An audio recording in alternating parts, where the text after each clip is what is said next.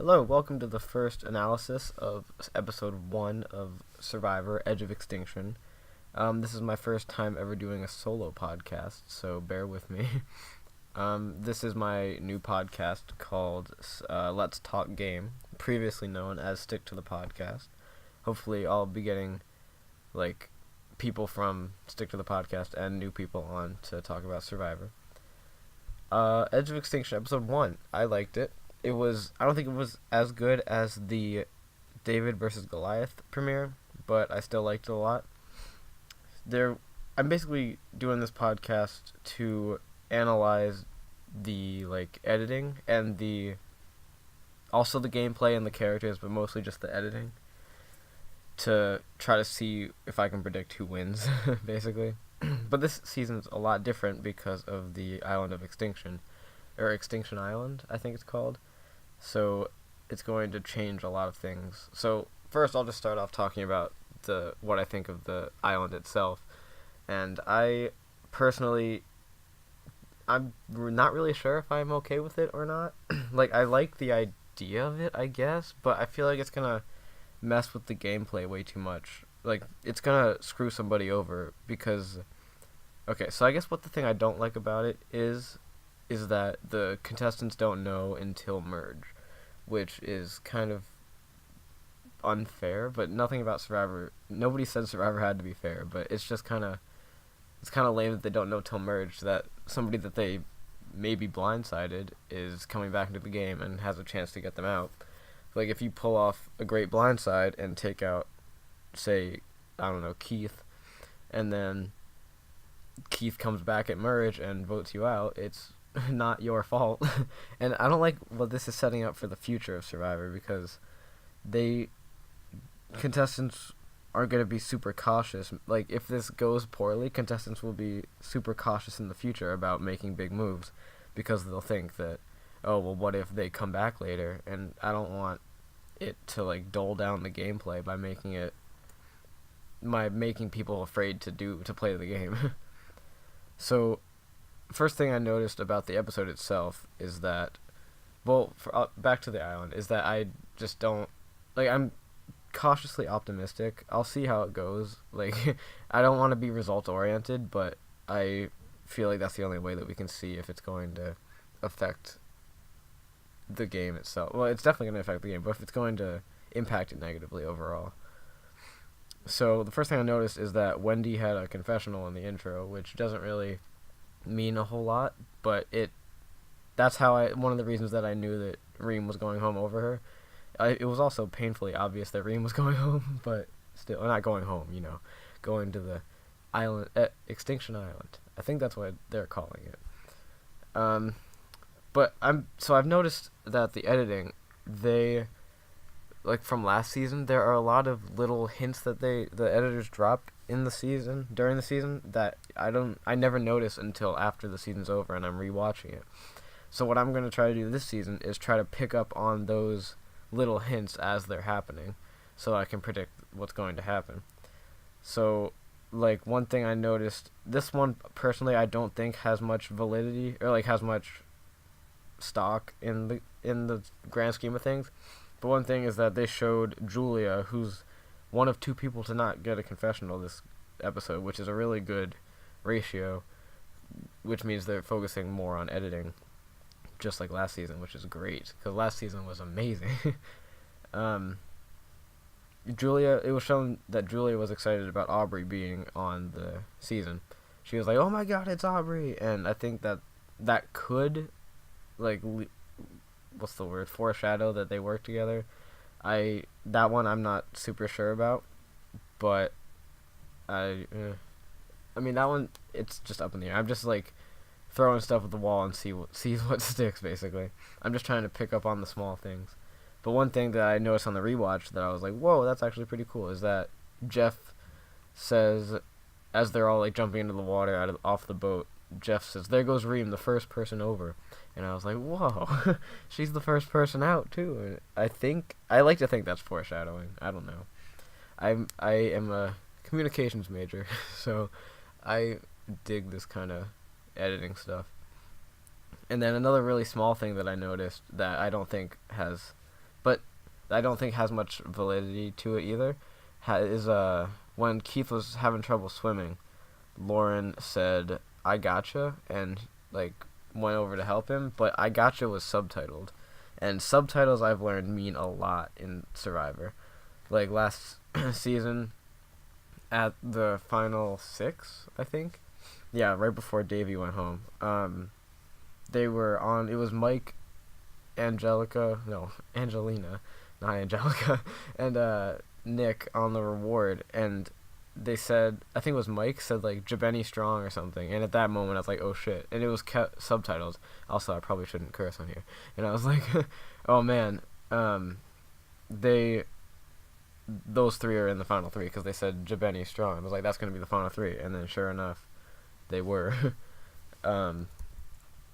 So I don't know. Subtitles mean a lot, so that's the only reason that I think that "I gotcha" might foreshadow. Maybe that just foreshadowed Keith jumping ship and joining the majority at the end of the episode.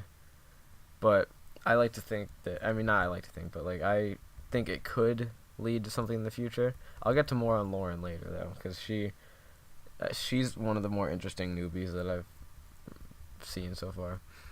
And then we have the scene at Manu Beach, and it has Rick giving his confessional about being like breaking out of the stereotype of being, I don't even know what was he saying, like being like the older guy, I guess, like he said like something about being a news anchor, and is there a stereotype against news anchors that I'm not aware of? Because I don't know, but he says he's gonna overcome it, and he says he's gonna break through it like the Kool-Aid Man. And then he says, "Oh yeah," that's the first and hopefully the last Kool-Aid Man reference we will ever get on Survivor. But when I get on Survivor, I'll be sure to make a Kool-Aid Man reference just to shout out Rick, because he seems pretty cool. But one thing I noticed is that all the scenes at Manu seem to be kind of pointing at the fact that David is going to be becoming like the leader of the Manu. At least for like at least one episode, and then maybe he'll get blindsided after that. But it seems like he's like rising to power, because he talks about how everybody comes to him for advice, and how everybody.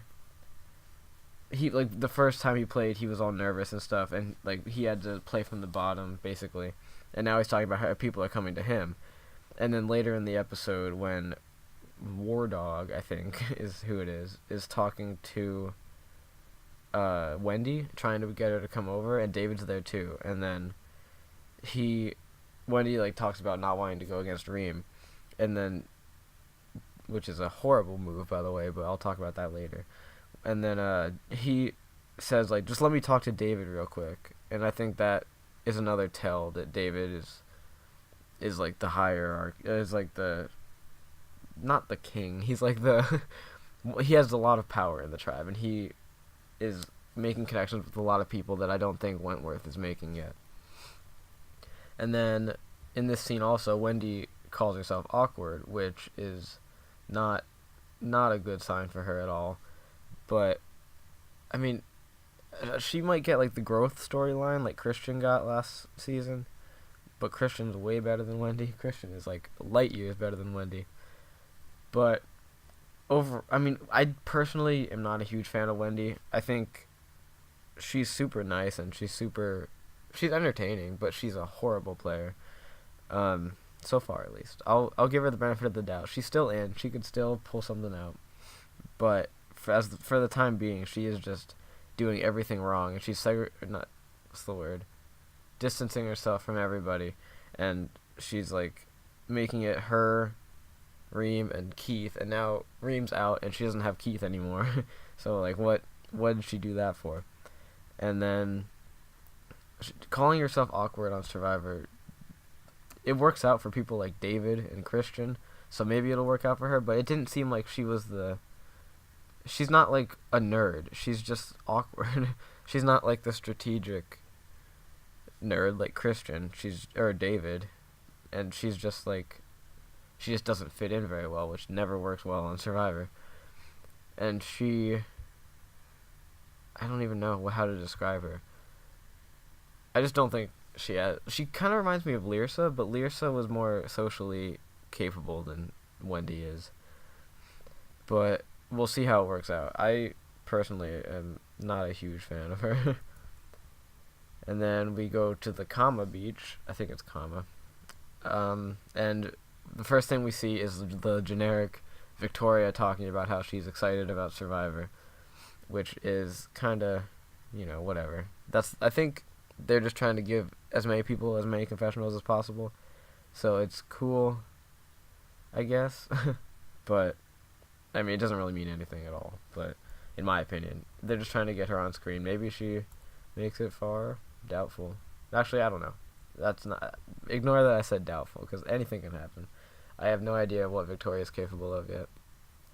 And then Joe talks about how he wants to, lay low, but he's talking about how he has trouble keeping Joey Amazing under wraps, which is really not good. It shows, okay, I might go on a little bit of a rant here, but I really am not a big fan of Joe, because all he can do is win challenges. He's not very strategically capable. He's a decent social player, but in what season was he on? I cannot remember the second season he was on. Was it Second Chance? Hold on, I can't get this wrong. How do I not remember this? Yeah, Second Chance. Okay, geez, that was weird. Brain fart. He was getting on people's nerves a little bit in Second Chance, and he doesn't have much strategic prowess? No, he doesn't have, I don't know. But he just doesn't, all he can do is win challenges and look pretty, and he can make it to merge. He's the kind of guy that makes it to merge every single time. But then right as merge hits, he's going to lose one immunity challenge somewhere down the line and get voted out. And this twist helps Joe a ton, because one, it keeps him on the screens, which raises his stock in Hollywood. And two, it allows him to just chill after he gets voted out until final 5 or whatever, and then just comes in and has to win 2 challenges and makes it to the end. That's very much geared towards Joe. I kind of feel bad for anybody. I feel bad for everybody if Joe gets voted out, because then they're all like, well, okay, now I have a lot less of a chance to get back in the game.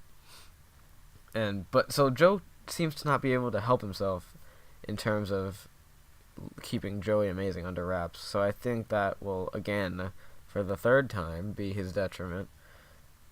But we'll see if he can turn it around. He says he's like, I can't not help people. And it's like, okay, but you should. And then we get a confessional from Aurora about how she wants to work with Joe. And she has the really funny line that's, what was it? She was like, I'm gay and even I love Joe, or something like that. And it was, I don't know, I like Aurora. She's very charming and charismatic.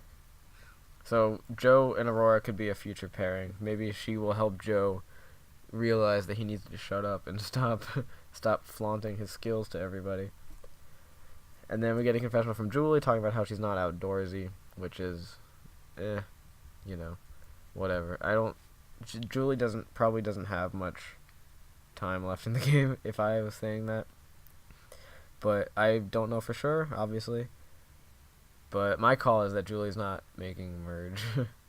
unless she's just a number on someone's side, which is possible. And then we have the scene of Ron with the secret advantage, which I personally like the secret advantage. It's kind of pointless. It should just be the individual immunity, because I feel they seem to spend a lot of time on talking about the hidden immunity idol part of it, so I think that's what he's gonna pick. What else? Basically, so the 3 advantages are the steal the reward, which is just nobody should ever take that. Then the extra vote and individual immunity. You shouldn't take steal the reward because it doesn't give you personally any power in the game.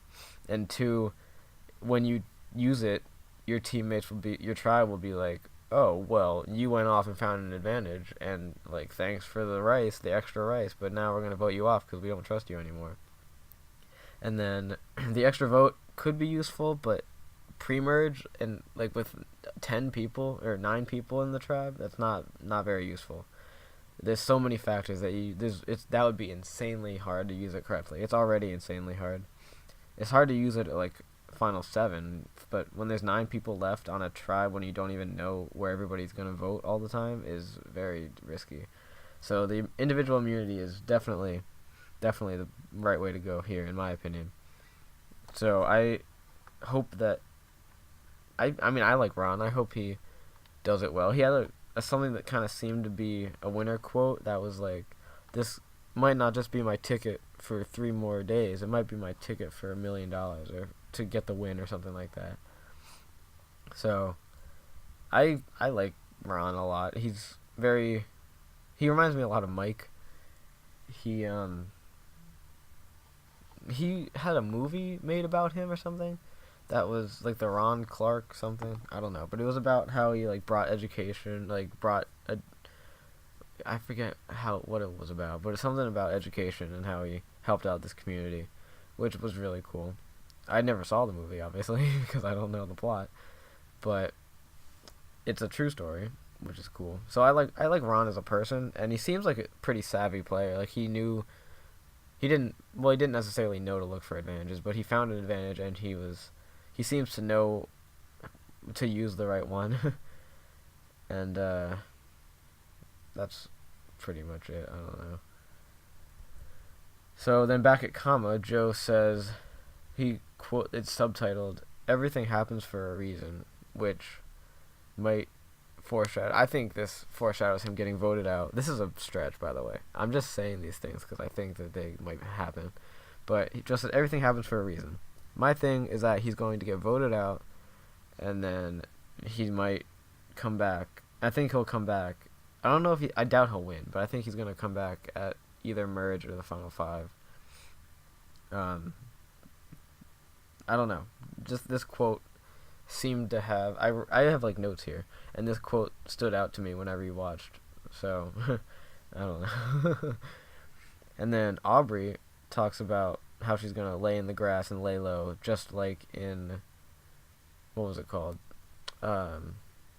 Jesus. Game Changers, that's it. But this time we actually heard from her. So that's a good sign, because in Game Changers we didn't hear anything from Aubrey for the longest time. So that was not... But the fact that we're hearing something from her and that we are... she's like getting set up for something in the future is a really good sign, especially in the premiere, because that means that they want people to remember it. And then Gavin, with his winner quote, says something. I forget what he says exactly, but he was just talking about how this small guy is gonna win or something. I completely forget honestly what he said, but there's something that seemed to be a winner quote-esque. But I don't know. I haven't seen enough from Gavin to really make any assumptions about him yet. The only 2 people, this is off topic, but the only 2 people to not receive confessionals in this episode are Julia and Chris. And Chris was at Tribal, which is interesting, but Julia was not. It's actually really impressive with this new twist to still have 18 people get 16 people get confessionals. And we still, like, I feel like I know this cast pretty decently already, which is really impressive for only one episode. Because, like, Millennials versus Gen X, there were a few people that I didn't know. Like, Lucy, we never heard from, really.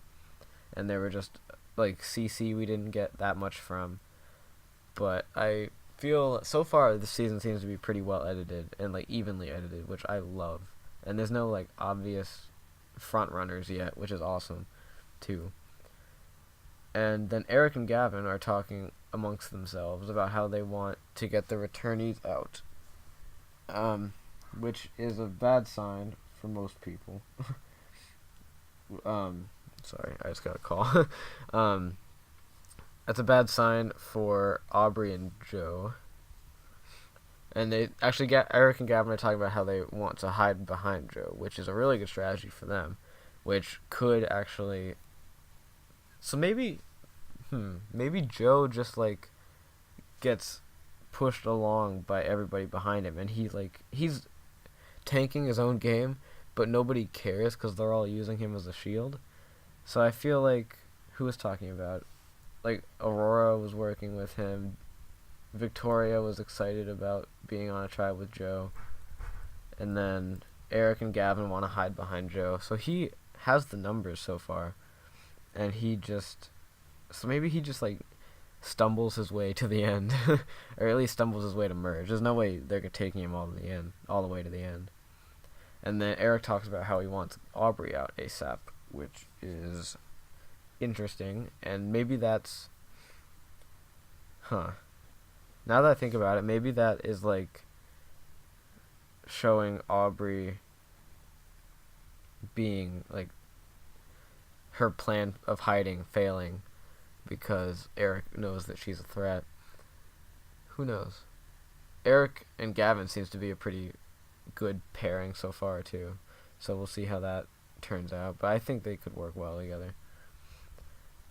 And then back at the Manu beach, Reem, it comes to the part where Reem starts annoying people by putting their clothes on the beach, which I don't know why she would do that, but at Tribal, she does make a good point that she was just like, if you wanted me to stop, then tell me to stop, which nobody did.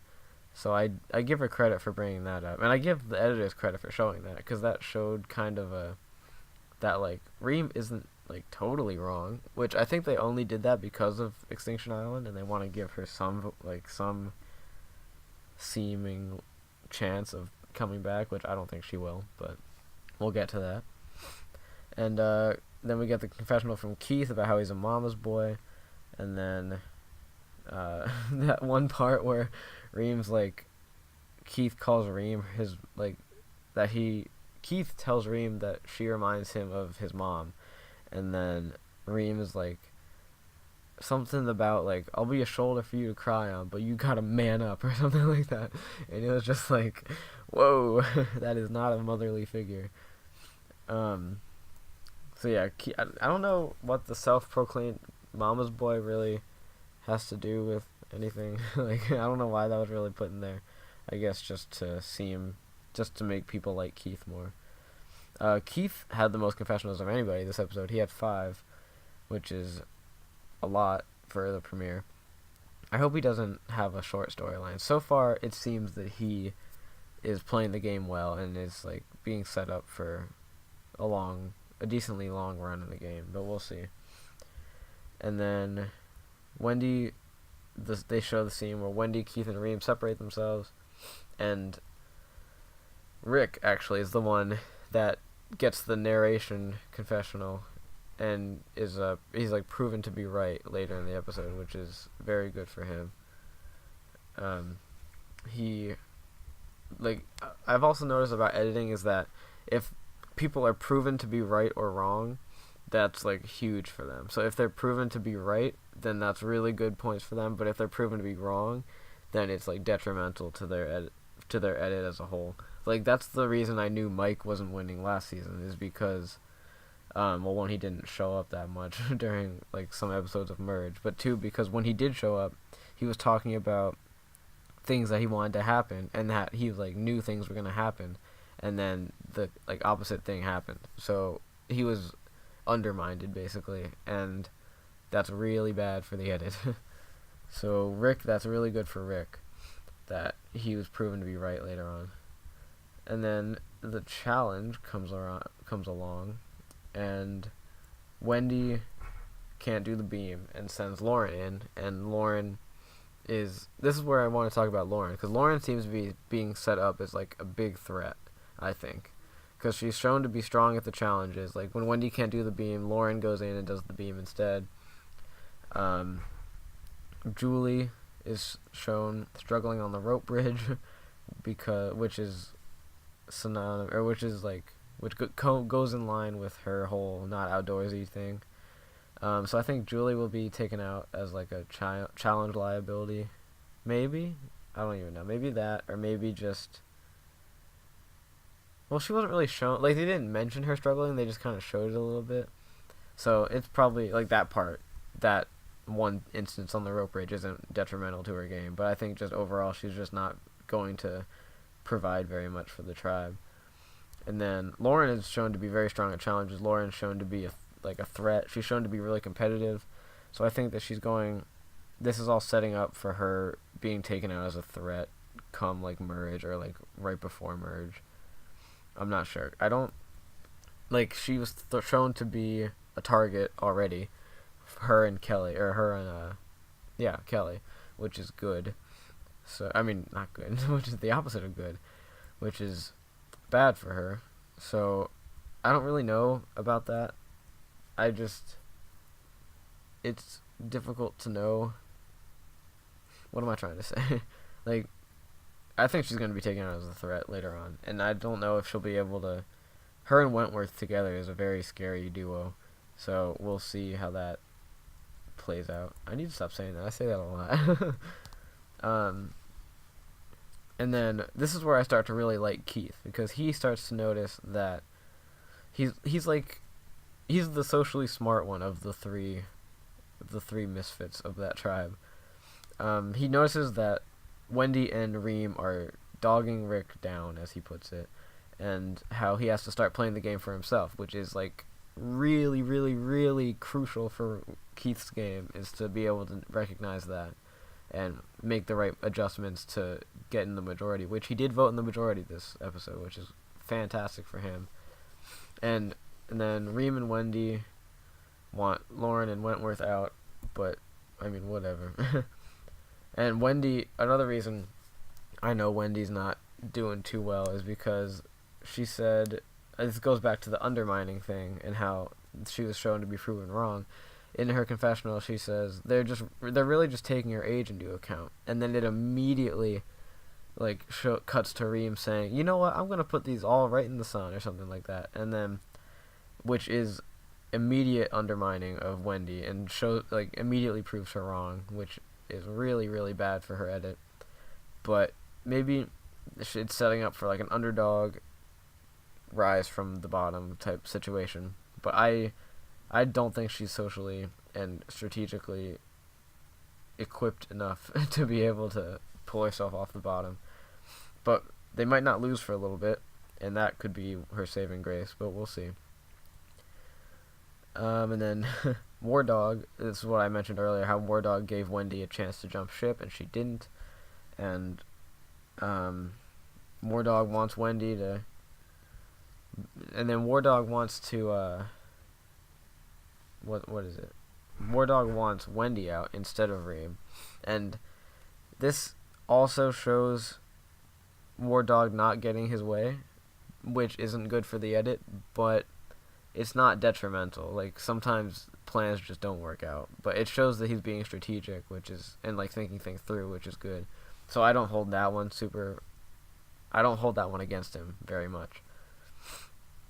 And then we have Reem's pissed edit about her pissed confessional. She's like, "Screw you, dude," and I love the way she says it. There's no way I could replicate it, but the way she says it is so funny. Reem was such a character, and we get to see her for longer. I don't know. Well, I'll get to that. Okay. And then, so that part made it painfully obvious who goes home, but it's interesting that they made it so obvious, because a lot of times they try to throw in red herrings, and they did throw in the red herring with War Dog and Wendy, but it was still crazy obvious that Reem was going home, especially during Tribal. And I think they kind of did that on purpose in order to set up for the Island of Extinction thing.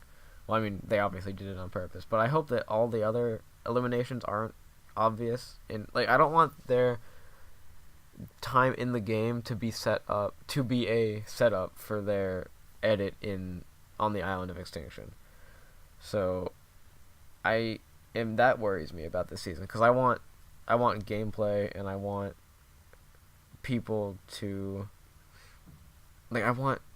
I want to see their gameplay, and I want to be blindsided by the edit. I don't want to know who goes home each episode because of the island. And then we cut to Tribal, and Reem played it maybe the worst that she could have played it, by just being very confrontational and just yelling at everybody and calling people out. And one thing I noticed about Wentworth is that she kind of stooped to her level and called out David and was like, well, why not David? And she was like, I'm just saying, but I don't think that was a very good look for her. I don't know. I feel like she should have just stayed on everybody else's level and just kind of like patted Reem on the shoulder and sent her out the door.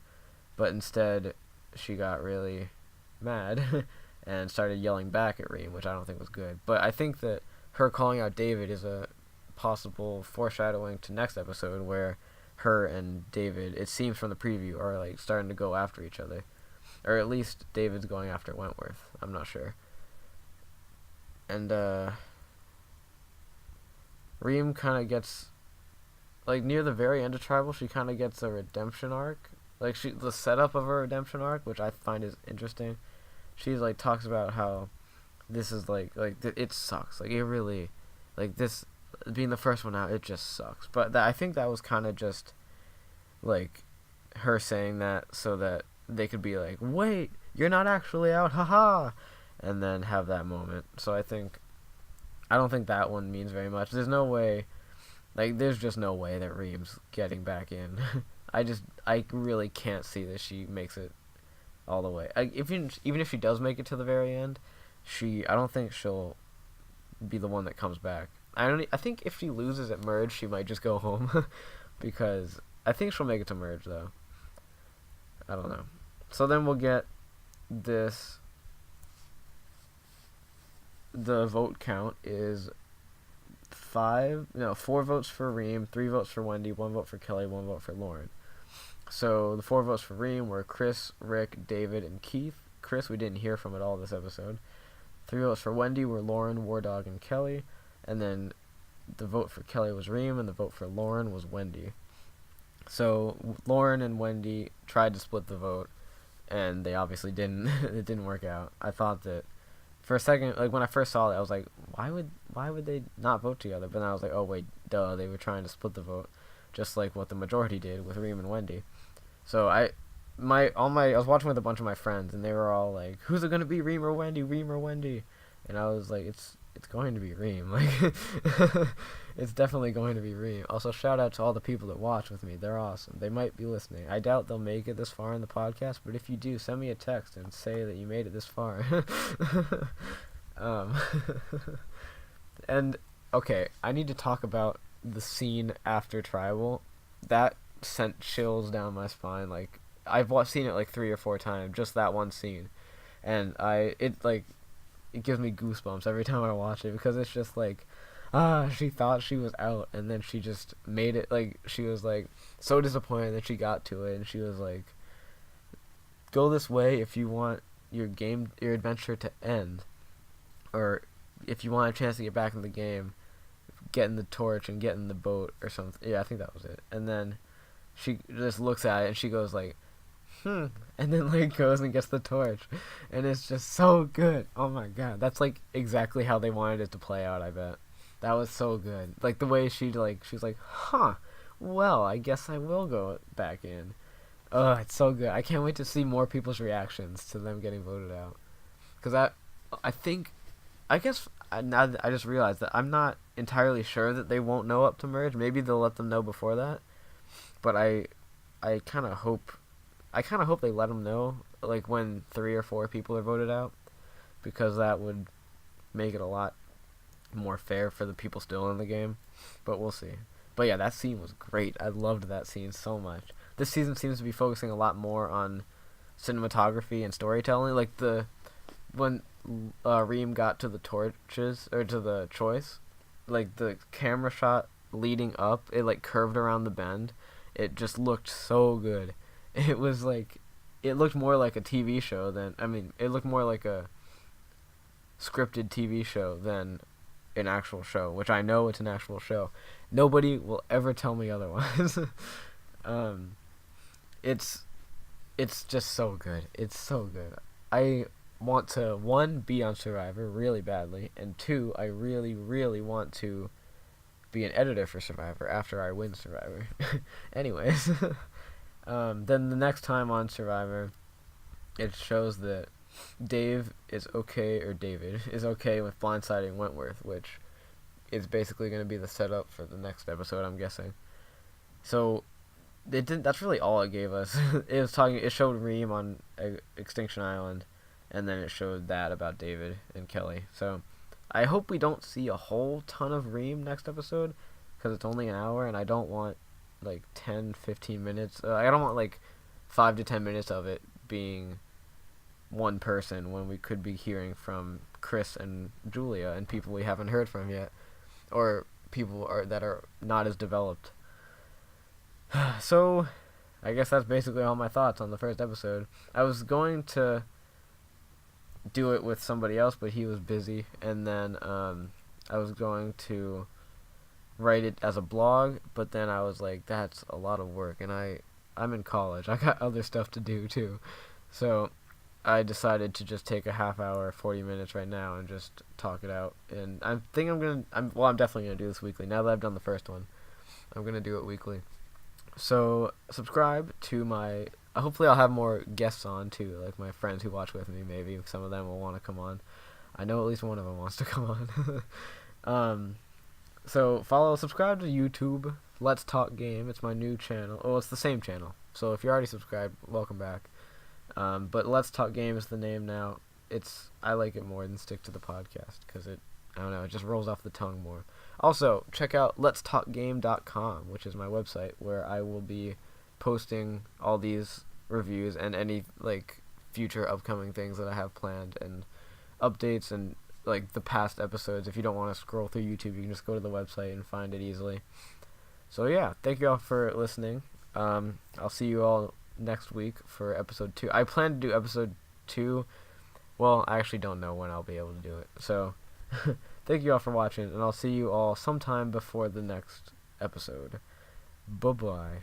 Oh, also post who you want, like who you're rooting for in the comments, and like what you think of my analysis, because I'm really interested to hear what you guys think. Like that's like the main reason I'm doing this, is to get feedback and to like argue with people. Not argue, to talk about it with people, because I love Survivor and I love talking about it, which is why I just talked about it into a microphone by myself in my room for 40 minutes. So thank y'all for watching. I'll see you all later. Bye-bye.